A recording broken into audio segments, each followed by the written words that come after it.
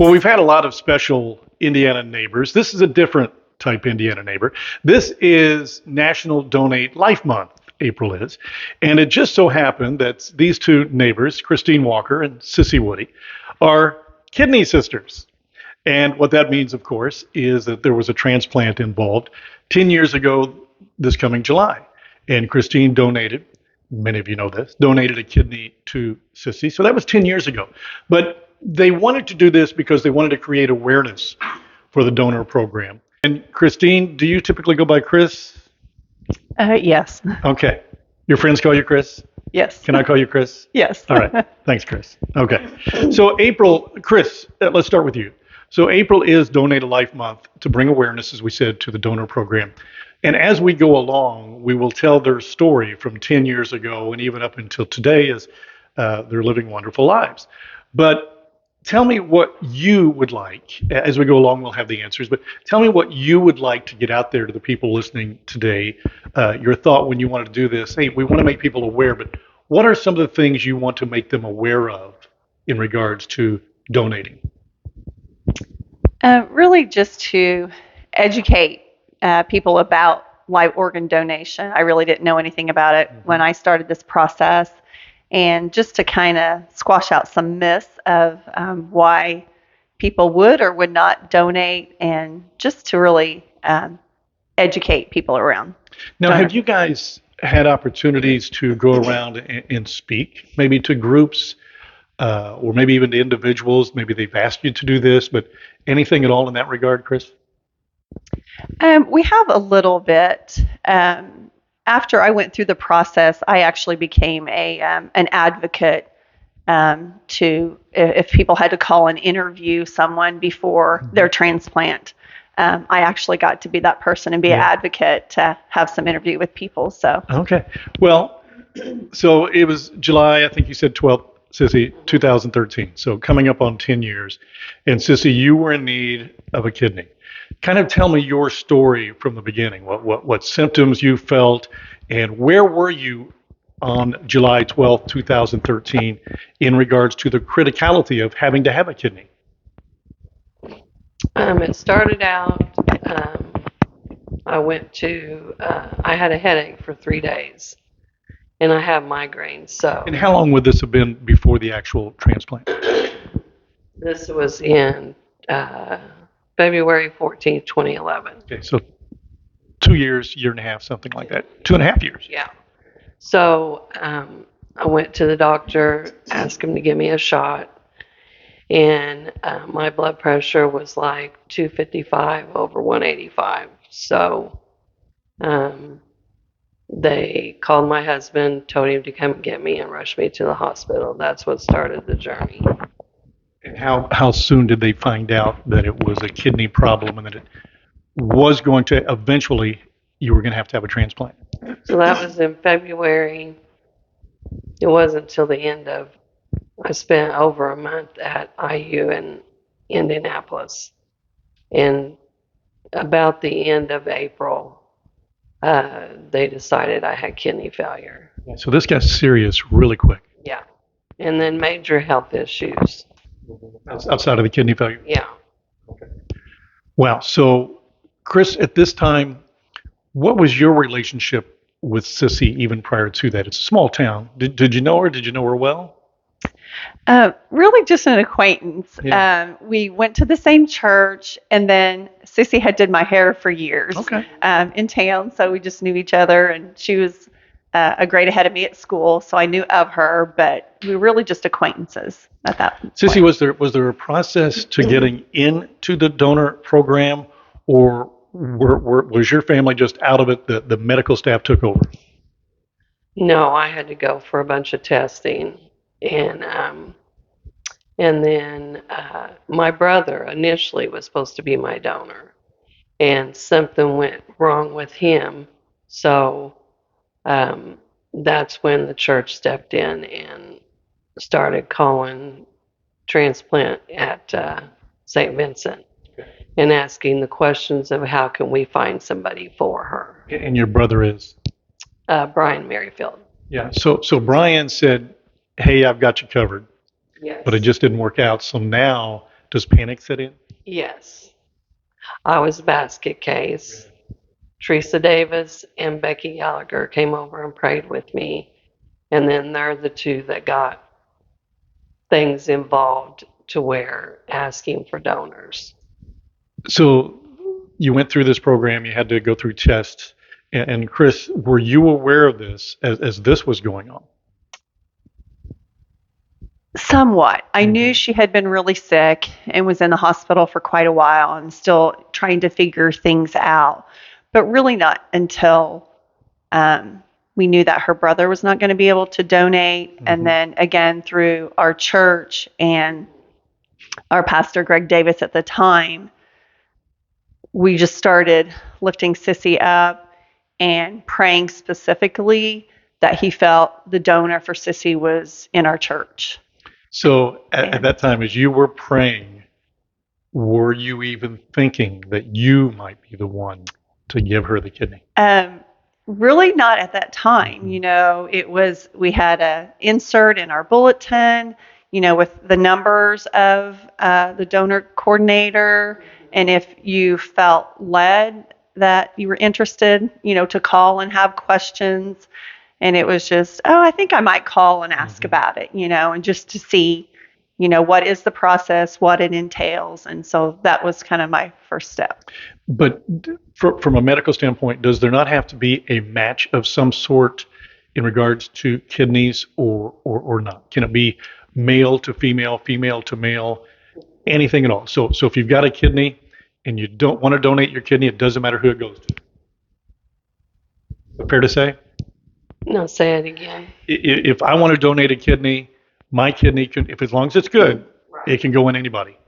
No. No, tell me about that. There's several numbers that have to match up, and there was some people that didn't match, or they couldn't go any further because of health issues of their own. You know, Christine was a perfect match. So there were people who wanted to, but through testing, they found out that they weren't a match? Correct. So you had friends, didn't you? Yes. Was it mostly in your church community of people? Or I guess I'll ask the question, was everybody who said they would like to donate somebody that you knew? Yes. Yeah. So Chris, at what point did you consider going to your family and saying, I want to do this and I'm committed to it? How far along in the process were we? Well, there's actually about 7 steps. So actually, the first step was just me calling the donor coordinator, finding out more information, education about it.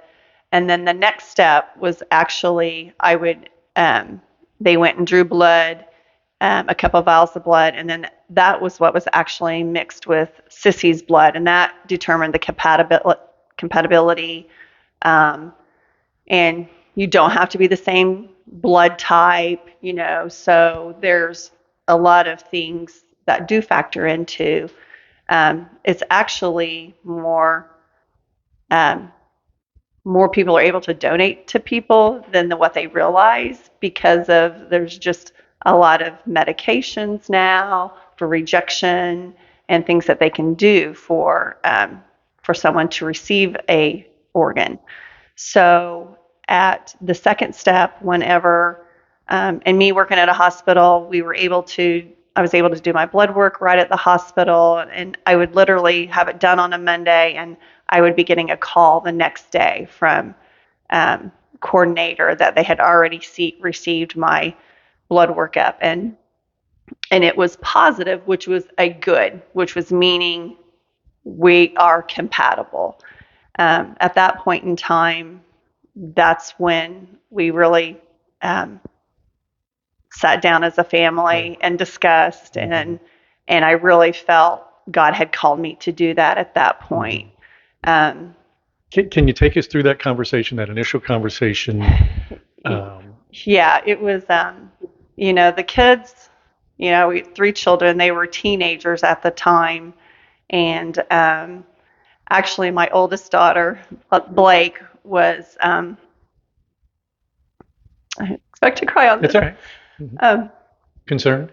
was one of the most concerned and Sure. reserved, Yeah. and really throughout the whole process of me going through it. And but then actually Blake and Sissy are actually the closest. They call each other kidney daughter and kidney mother, so they're actually the closest out of. So you were very serious at this time. In fact, you went to your family and said this is what you'd like to do. Once you got the support, what was next?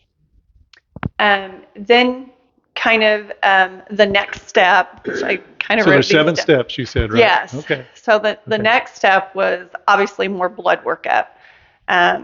They actually took 22 vials of blood from me the next step and just, tested every, for everything. Okay, before we go any further, can I ask you a question? So that was 10 years ago. Mm-hmm. If I were to donate and go through the same thing that you did, things have changed in 10 years, but the 7 steps are still there, correct? I'm going yes, those would probably be, majority of those steps would be there. And that's kind of what, I don't want to say, takes the time, months in preparing, up to be a donor. It's just the time for each of those steps. So 22 vials of blood. So that had to take a lot out of you. So your work life, did it have to be put on hold for a while? No, actually, I didn't say anything to my boss or work or kept it quiet within our family up until step 5. Because still at this point, I wasn't 100% sure if I could be a donor. Okay. We had a couple people in church that had tried, and they either found out they had high blood pressure or for various reasons they weren't able to donate. And I knew it was already, had weighed a lot on her that her brother couldn't donate. So I felt I could tell her at any time, where I was at, but I felt the farther along I was in the journey, then, that was better for her. Did you talk to your family about this before you did Sissy?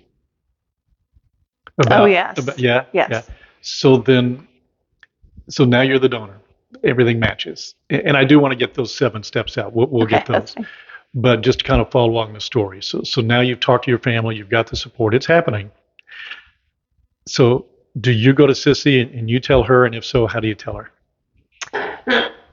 Well, I had actually gone through most of my testing in the process, and I was pretty, sure it was going to happen. And then the coordinator had called, and obviously I needed another colonoscopy. It had been 5 years, so I just needed, routine colonoscopy before. So I really wanted to wait to tell her, after, again, all the tests. While we were having a benefit at church, we were having, I think it was the Longer Burger Basket Bingo or something. And Sissy had just come up to me and said,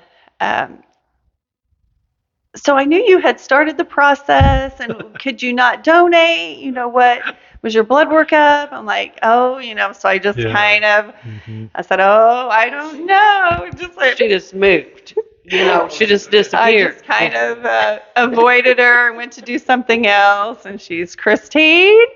Yeah. And then so I kind of avoided her the rest of that evening, and then. And why was that? Because you hadn't made it known yet? No, or you really, weren't positive? Yes. Only my family and our pastor and his wife. So you weren't ready to tell her. Right. You just ran into her, and she's saying, don't leave me hanging here, right? Yeah. So I really wasn't expecting her to, she hadn't ever asked me throughout, several months. So it kind of caught me off guard. It's getting a little serious though, right? Right. So then, it was later in the evening in the kitchen, we were cleaning up, and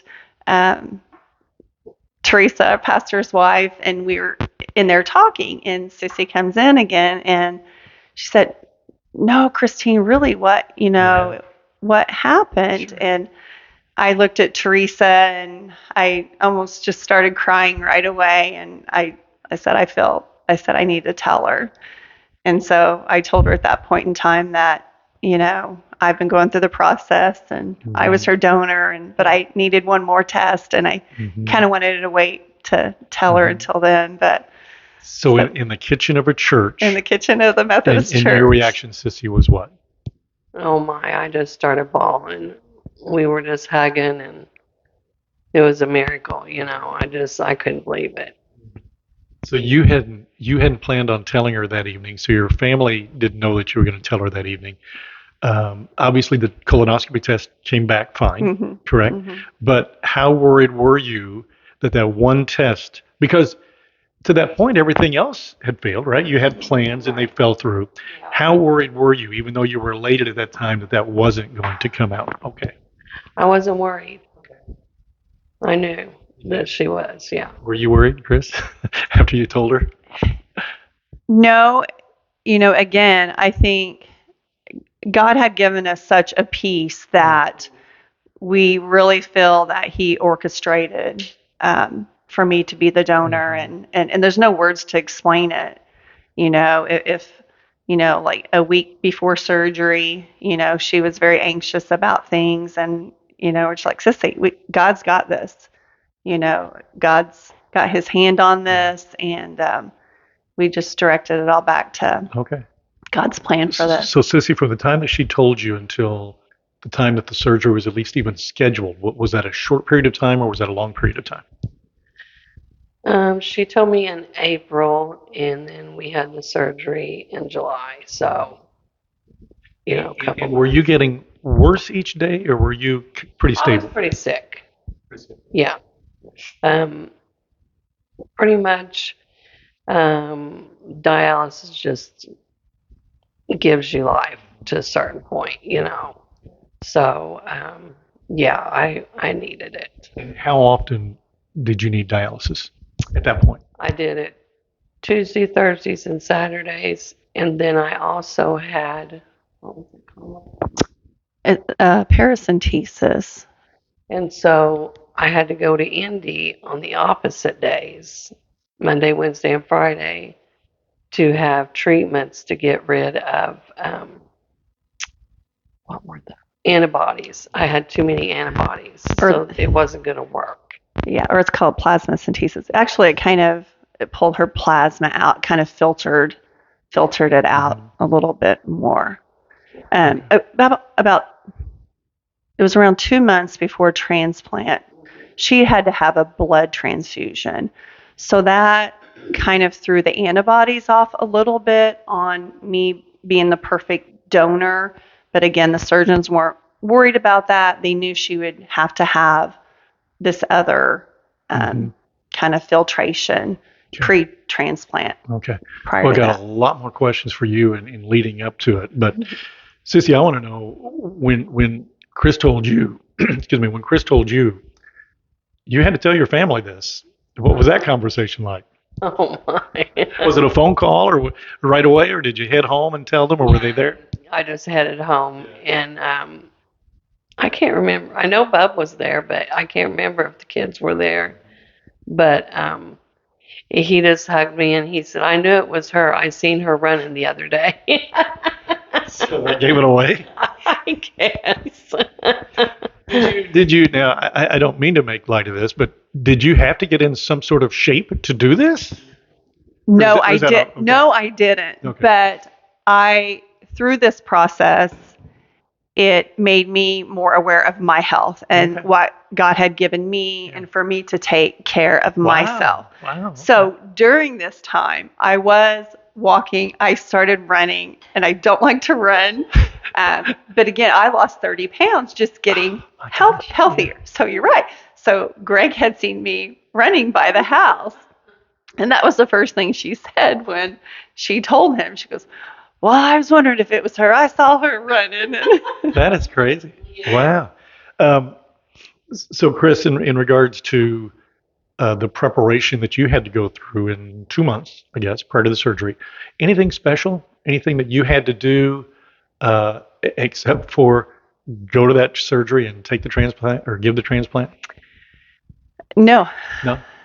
But you had to have questions. Right? You said you work at a hospital. What's your occupation? A physical therapist. Physical therapist. But you're pretty acquainted with the medical field, right? I mean, so if somebody's talking to you in medical terms, you're going to be a lot more You're going to know a little bit more than the average layperson, correct? Correct. So you knew what questions to ask. Correct. What questions were those that you had to ask that you and your family were comfortable? Uh, I think the longevity of, obviously the one question was, a lot of people are worried, oh, I don't want to give a kidney away in case my kids may need, Mm-hmm. a Yeah. need one. And again, my kids were all teenagers at the time, and they said, if they have not had any kidney disease at a young age, the likelihood of them needing a kidney in their lifetime was very slim. Mm-hmm. And then obviously, if something would happen um, to me or my one kidney, or if I was in a car accident, what's the process of, me getting a transplant or needing a kidney? Um, and being a donor, I would actually be bumped up to kind of top on the list of getting a kidney if I would. Were you Need one. already a participant, I guess, in the donor program prior to any of this? On your driver's license, does it say that you're a kidney, or does it say that you're a donor, or did it say that at the time? That's a good question Yeah. because I really don't remember. Mhm. I think I probably was a donor at that Mhm. time, and my former boss had a liver transplant, so I knew a little bit about transplant. I didn't know anything about live organ transplant was Yeah. for me. And Sissy, had they ever told you, if you do not get a transplant by this time, it's going to be difficult for you to make it through?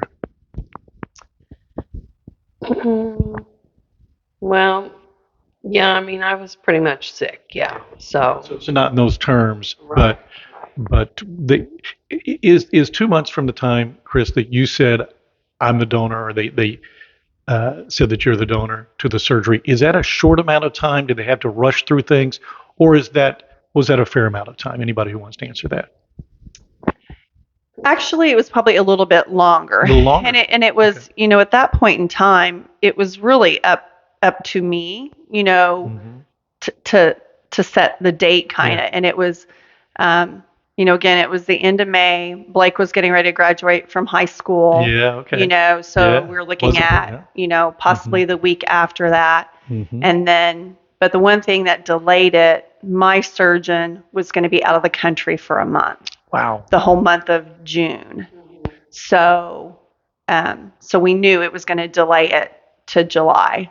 So, Yeah. but at this point in time, she was still getting dialysis, and Okay.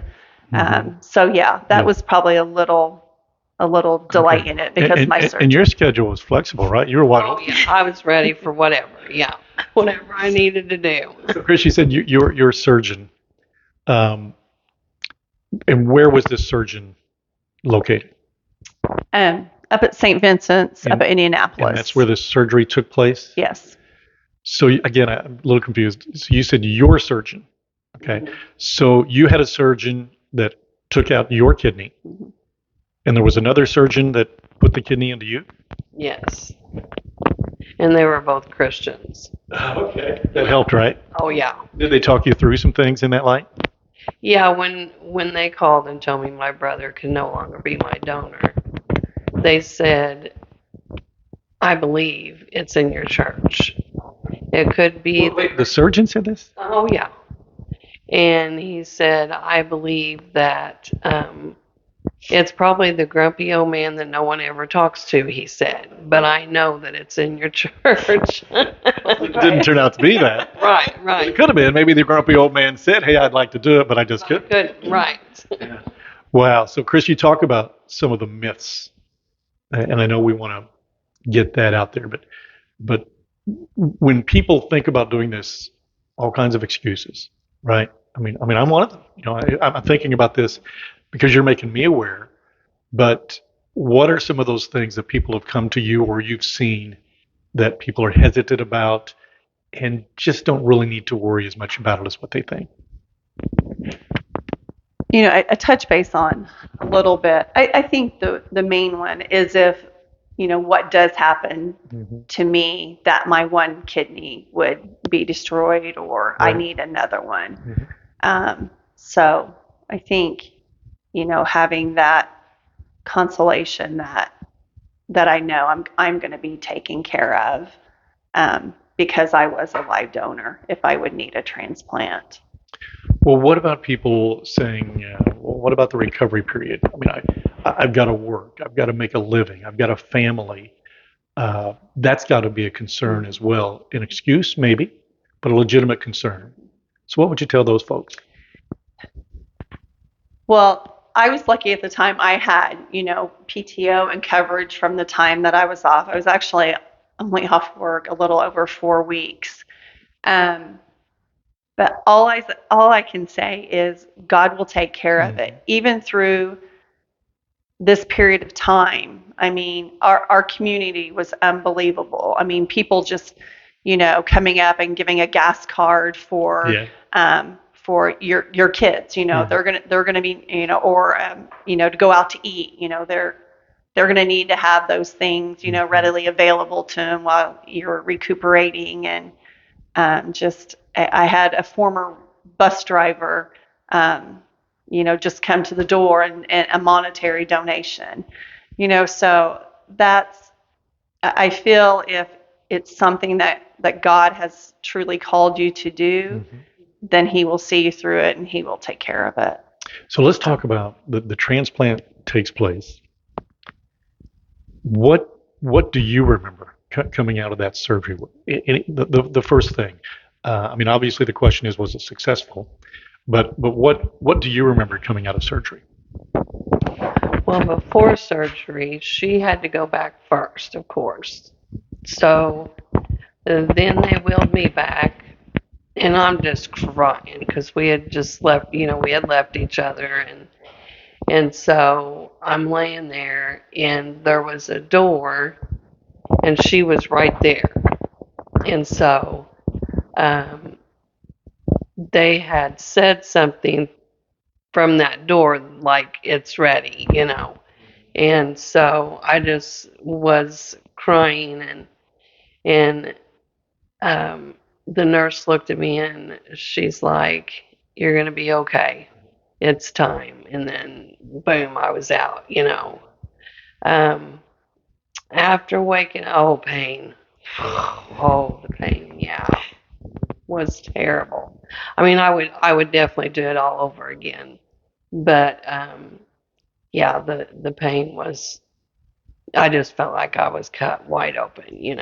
So And that is one thing, again, they educate you so well on everything that they said when you wake up, you're going to be in pain. And it was more, they didn't give us anything immediately because of our blood, because of the kidney, and they wanted our blood pressures regulated. And then as soon as we got up on the floor, I know that's when I got my morphine pump. But I do remember, my kids remember me hollering out Yeah. in my room. I don't remember I remember I was in pain, but I don't remember pain. And So that's uncommon. Even today, would that be expected? I mean, I don't know how it wouldn't be, but has anything changed in that regard to the surgery? Do you know? I don't know. Mhm. I would almost expect so, just because of, they want to make sure your vitals, blood pressure, everything, coming out of recovery is good, and before they start that pain medicine. Yeah. So the recovery for you, how long, Chris, Sissy, were you in the hospital? 3 days. 3 days. Yeah. Okay. Um, because I was in ICU 2 days, or yeah, right? Monday. Obviously, they You're had in to. 5 days. I was in 4. Yeah. Friday, Saturday, Sunday, Monday. 3 days, 4 days for you. Okay. Obviously, they had to give you time to make sure that everything matched and everything was good. So they told you at some point that it was a successful surgery. Here's what's going to happen. What did they tell you as far as recovery is concerned? I really don't know. Are you? I mean, it was a long recovery because I still have health issues, so that didn't really mix with all that, so that just made it that much harder. But I mean, You were in pain for a long time though, or um, just not feeling good? yeah, both, yeah, and just not feeling well, yeah, because I still had the drain pump in and stuff too, so that kind of hurts. So. And what about you, Chris? Recovery for you was like what in regards to pain, in regards to getting up and around, and finally feeling that you're ready to go back to work? Um, it was slow the first week. Yeah. Mine was done laparoscopy, and then I had a small incision, but I had one scope hole kind of on my left side. So actually rolling in and out of bed on my left side, my husband and I actually switched sides of the bed. And so once I got up and walked, I felt better, but just transitional motions. And then I would walk to my neighbor's mailbox one day, and then I went to the next mailbox the next day. And so I would do a little bit of walking every day. But eventually, Sissy, because of what you went through with the dialysis and the illness that you had because of the kidney failure, you had to feel better in that regard, right? In regards to, Oh, yes, yeah. was that almost instantly? Yes. Yeah, oh, yeah. That was a big part of it. Yeah. So a large part of it was because you had some other health issues. It just made the recovery more difficult, right? Yeah. Yeah. But you said you'd do it in a heartbeat again, obviously. Do you think if it wasn't Chris, do you think what was there another backup? Was there somebody else who said, "Hey, I'm here if it doesn't work"? No. No. Mm-mm. So you didn't know if you were going to be here in 3 months from that time. Right. Yeah. Wow, that's amazing.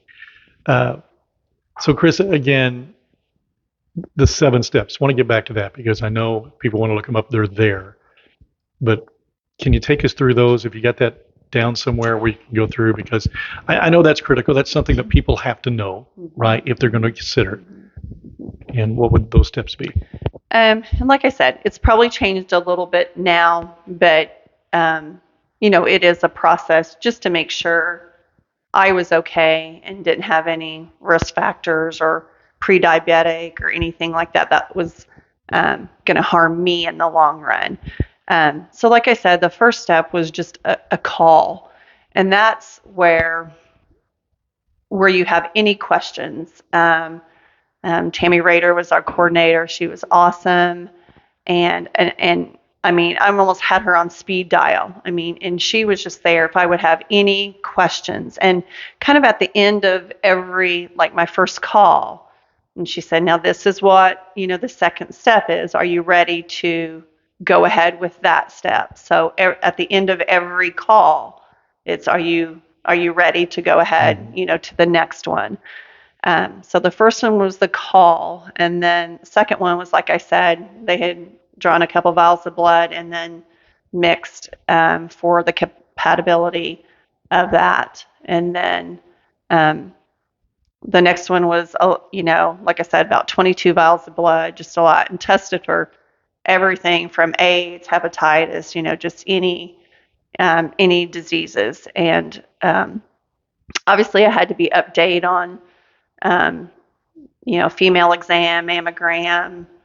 I did colonoscopy, more so because my dad had colon cancer too. And just because it said to repeat in 5 years, then I needed to have that done before surgery. And then the next step was I did a 24-hour urine collection. So that kind of was more about me and my kidneys and my filtration and everything with that. And then when everything was okay with that, then I actually had a CAT scan and maybe ultrasound of both my kidneys, my artery vein, urethra, to basically see if my kidneys were the same size, they would take the left one. If that one happened to be larger, then they would take the right one, which would just mean a little bit more invasive surgery and a little bit longer recovery time. So obviously, I was glad that my Yeah. kidneys are the same size because it just meant less recovery for me. But anyway, I would have done whatever needed. So, and then, um, and then if any records needed to be, requested, just to, you know, make sure everything health wise was okay with me. Um, so then the next step, because I wasn't a family member, I had to do an interview with someone, just kind of more to make sure I was psychologically ready and of all the consequences, and they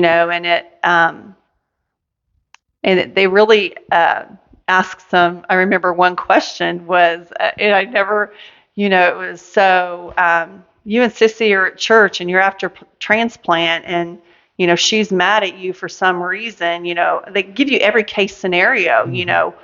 What could happen if you got a distance relationship and Well, something you're not getting happened. that kidney back, Right, I mean, just knowing that, something, Sure, absolutely. or it wasn't successful and she blamed you, Exactly. Yeah. so it gave you all case scenarios Okay. of Makes sense.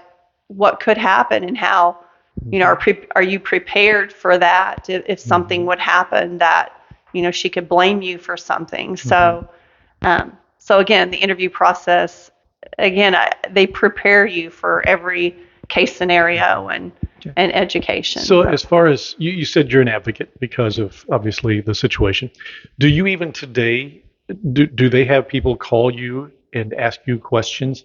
And if so, what questions? But I'll start with one. Uh, Again, it's a silly question, but I think it has to be asked. Do you feel any different with one kidney rather than having two? Absolutely not. Never have? No. No? Is that a question you've gotten before?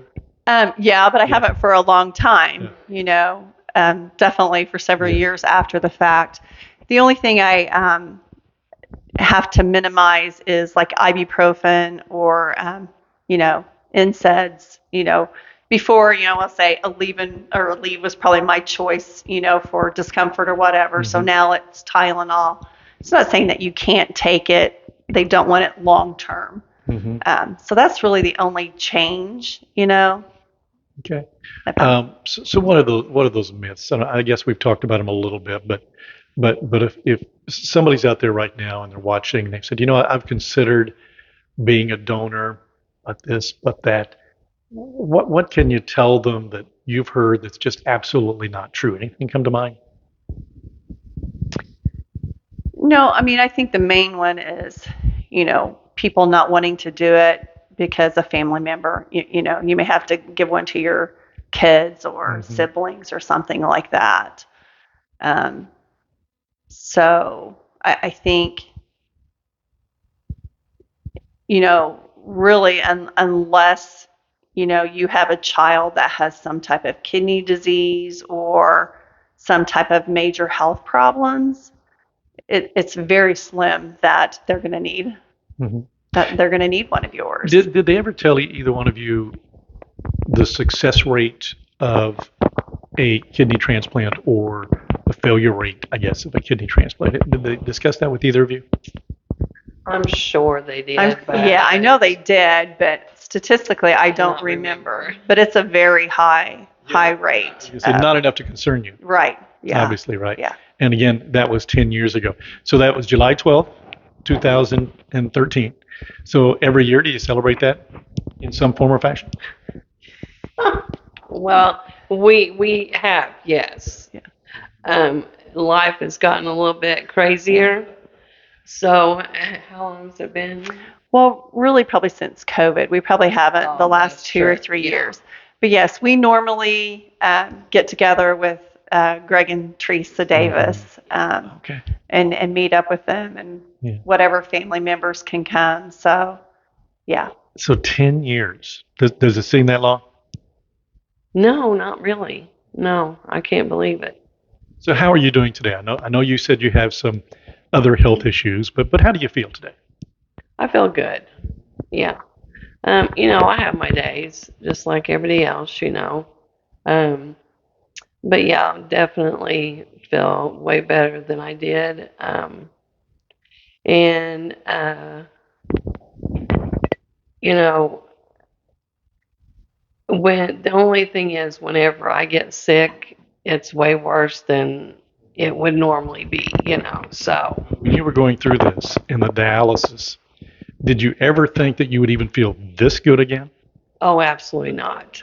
Dialysis just runs you on empty. Yeah. So, no. You guys, I mean, I've seen pictures on Facebook, I've seen you out together. You obviously, your friendship has gotten stronger, but you have a shirt on that says, I love my kidney sister. You don't, Sissy. Uh, is kidney sister a common term among transplants, or did you guys just kind of make that up? Just made that up. Yeah. That's They totally copyright it. right. So, 100% you're glad you did it. Is that a fair Definitely. statement? Oh, Yeah. yes. And you'd do it again in a heartbeat with somebody. What if you didn't know somebody, Chris? Would that have made a difference? Um, I don't know. And once, um, the more I learned about it, and and thinking back, if it wasn't Sissy, would I do it for someone else? Yeah. And I would have to say yes. Because I Yeah. assume they do a national search like they would a liver transplant, right? Just in case there's no family, there's no friends that match. So they do that as well, right? Right. Correct. But it happened to be somebody not only in your church, but obviously kind of in your neighborhood, right? Correct. And obviously, height doesn't matter. It does not matter. It does not matter, right? Because you're so much taller than she is. Right. Exactly. So what else? It's kind of your forum now. What else did we not talk about that you'd like to get out there? It is National Donate Life Awareness. So anything that you want to get out there that maybe we haven't, and I guarantee you, once we turn this off, once you get in the car, I was going to say this and I didn't. I do the same thing. I was going to ask this or whatever. But Sissy, is there anything you can think of offhand that you'd like to talk to that we didn't get a chance? The one thing is, if you drink and smoke cigarettes and stuff like that, and you don't want to stop that, you're not going to get a very good kidney. I mean, they all go through a process, the kidneys and stuff, as far as on a cadaver. But and then they ask you also, are you willing to get any kidney, that comes available? Because I was on the list, obviously. So, and of course we said yes. But like I said, they do filter them and all that, but that's just the way it goes. If you're going to live your life to the fullest, you want the best kidney you can get. I'm glad you brought that up because that would have been a question I would have walked in my car and said, dang it, I was going to ask that. And that is, did they tell you, as far as the kidney that you now have that came from Christine, is there a life to that? Is there anything that they tell you to look out for so many years down the road? My surgeon said he would be grateful for 10 years. And it's been 10 years. Right. Have you talked to him lately? No, I go in July. Oh, you go in July. Okay. So what do you expect him to say in July? That he'd be grateful for another 10 years? Yes, I think he will. So 10 years. So even with a perfectly good kidney, that's what they expect before that one might fail. Correct. Okay. And if it does, can you go through the exact same process again, Christina?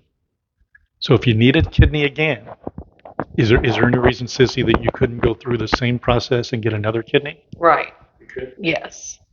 Yeah. Well, let's hope you don't have to. Right. But 10 years, it'll be interesting, that conversation you have with him. But have you kept in touch with him? Does he know that the kidney is doing very well and you're in your 10th year? Yeah, I go every year. I have to go every year, yeah. And then I do blood work every 3 months. So, Is he amazed? I don't know. I haven't talked to him since last year, so, but I'm sure he is, yes. Well, and today he may tell you, because of changes, he may tell you that a perfectly good kidney may be 20 years or 30 years. I don't know, but that may very well be the case. And what about you, Chris? Same thing. Was there anything they told you that with one kidney, you might have problems 20 years down the road, 30 years down the road? Anything at all? No, I mean, one thing, I'm more aware of now is my A1C is creeping up a little bit. So with me having one kidney, and I'm probably about the same age my mom was when she became diabetic, but through diet and exercise, she didn't have to take medication.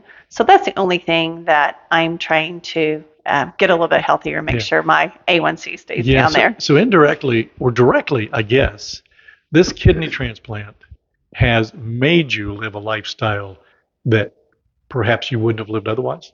Is that fair? Yeah, a little bit. Yeah. So was there anything else that you wanted to get out there? You good, Anita? Oh, Bubby will like that. She said don't call her Anita, but I didn't even know that was her real name. I might as well call her that. Sissy, anything else? The one question I would have for Christine is, because people have asked me before, about her, do you feel an empty space because you don't have your kidney?